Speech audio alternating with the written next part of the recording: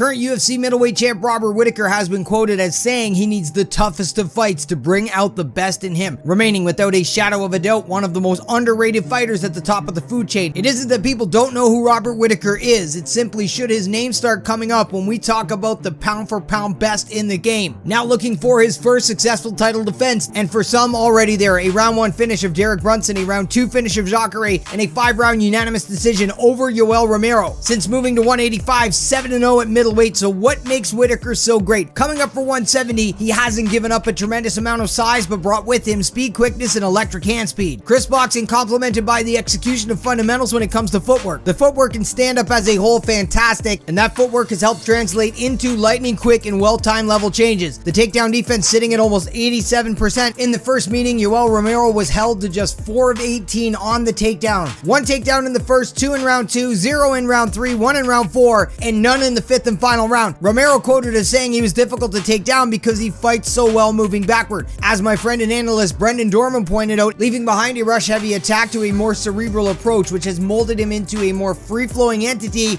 with better fundamental execution of techniques. The speed and power accompanied by sound technical ability gives you a monster who can dance under the brightest of lights with poise control and understanding of spatial awareness. Here against Jacare, the right hand lead followed up by the right high kick. Senses blood in the water and pounces. One of the more impressive things in this young man's game is the killer instinct. Killer instinct, along with fight IQ, gives you the true definition of a finisher, or at the very least a fighter that capitalizes on the moment with relentless pressure. Lastly, we will talk about the ground and pound, which is phenomenal. His posture and positioning from top keeps him safe while allowing him to launch a deadly attack. Calculated bombs and devastating elbows make for some of the best ground and pound in the UFC. We cannot forget about the most underappreciated part of his game, and that is the fight IQ and mental fortitude. It's almost an ongoing and never-ending calm before the storm, laser focus and calculated pressure, sound movement, precise placement, and a focus that at times cannot be matched. Robert Whittaker walks, sleeps, and fights in the same mental state,